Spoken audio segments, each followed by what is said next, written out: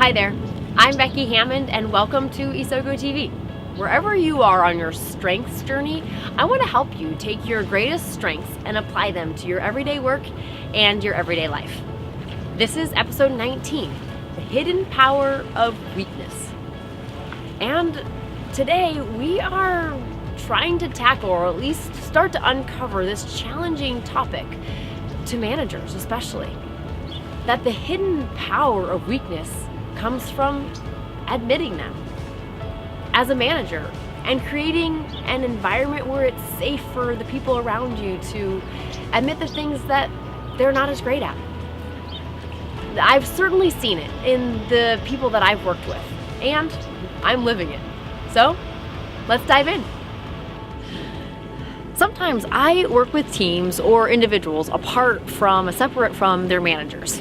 And it really doesn't take long for them to start to ask the question, is my manager gonna know about this?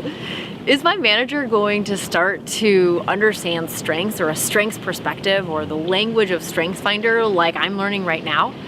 Because a productivity can happen as an individual. If you know your own strengths and you can apply them to your work and your life, you will be more productive, more energized, more efficient, more satisfied in what you're doing.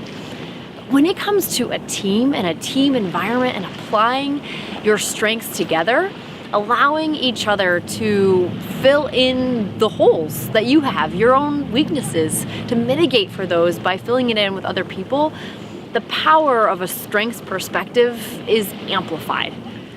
And really, for you as a manager, that's all up to you. It's your responsibility because you are the one that's creating an environment where it's safe to call on each other's strengths in areas where we're weak. Because in order to call on each other's strengths, we have to admit our weaknesses, and that is not an easy thing to do for anyone.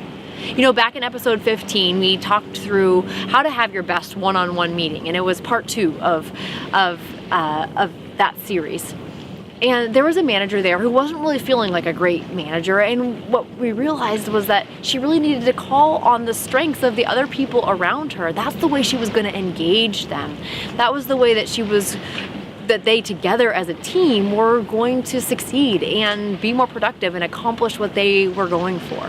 But it took, in those one-on-one meetings, her first as the manager admitting where she wasn't as strong, where she needed their help and their strengths to come in. A client of mine that I've worked with, and I actually worked with him as an individual, so he worked in an office that really didn't come from a strengths perspective, didn't understand or appreciate the fact that people have different strengths and have different things they're not as great at.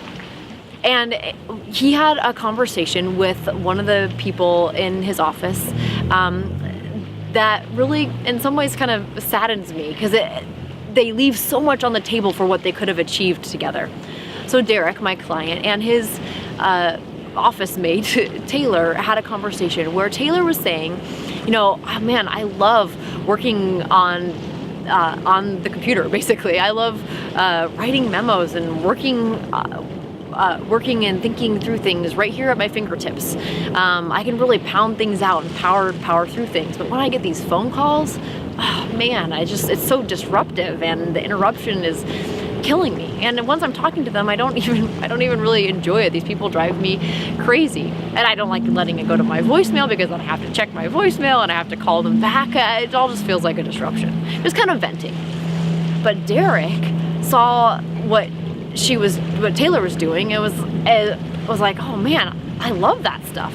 So Derek said to Taylor, hey, why don't you forward me your calls and I'll take them? Sometimes when I'm interrupted, I actually feel like I'm more productive after the interruption than I was ever being before the interruption. I love kind of talking things out in vivo. When I'm sitting behind a computer and just have to kind of think for hours, I really get drained. But when I can answer people's strange questions, I feel like I'm energized. I can really thrive, and I feel like I offer some good advice. Plus, we share a wall. You could always know if I'm saying something wrong or incorrect. And Taylor immediately recoiled. Taylor said, actually, I'm good at that too. I like that too. I like talking to people too. I just, I got it. It's okay. It's part of my job, and I'm going to do it. Whoa, what a backpedaling, what a change for Taylor to say, you know what? No. I can't admit that that's not something I'm good at. I can't admit that that's a weakness of mine, and allow you to come in and do my job for me. And maybe there's a little bit of that on Taylor, but most of that is on their manager, on their leader, who did not create a safe environment for them to be able to, one, admit weaknesses, and then also have permission to get to success in a way that was unique, in a way that called on each other. Rather, there was a specific set of duties that everyone had to do, check them off the list, and get there. But in the end, and what was so sad, is that the manager would say that together their performance was less than average. I mean, less than average, when they could have been calling on each other's strengths, admitting their own places where they could use assistance, and get to their place of success, get to their goals in a way that was far above average, even excellent, by working together as a team in an environment where it was safe to do so. So managers, it's on you. It's on you to create an environment that appreciates the strengths of themselves and of each other, and in that recognizes that not everyone is going to be energized or be good at least from a natural talent perspective, at everything, but that you guys can create ultimate success. You guys can be excellent at what you do, be even more productive, more profitable, increase more sales if you work together, allowing the team to work together to get there in their unique way. That you will, in that safe environment, call on people's strengths to achieve what you set out to achieve. So let's use this. And here's the thing. People are going to see weakness, recognize your weakness, no matter what, whether you tell them or don't. So it's up to you to create an environment where that weakness is okay, and you can use each other's strengths to fill in for those weaknesses. And really, it starts with you.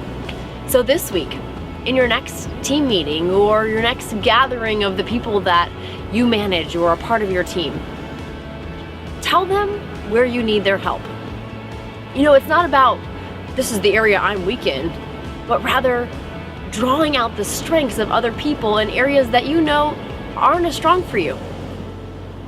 Single out somebody and say that you need their strength to show up in this particular area. And once you do that, I would love to hear from you. Or if you want help brainstorming, I'd love to do that too.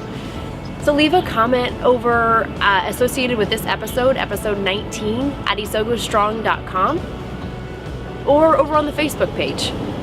I want this message of strength to get out to the world, to eliminate that hate and strife and unnecessary frustration that happens at home and definitely at work every day, so that we can get past that and to our ultimate places of success. So share Isogo TV and help get that word out. I would really appreciate it. And I'm glad that you joined me here today, and I hope that you join me here next week on Isogo TV.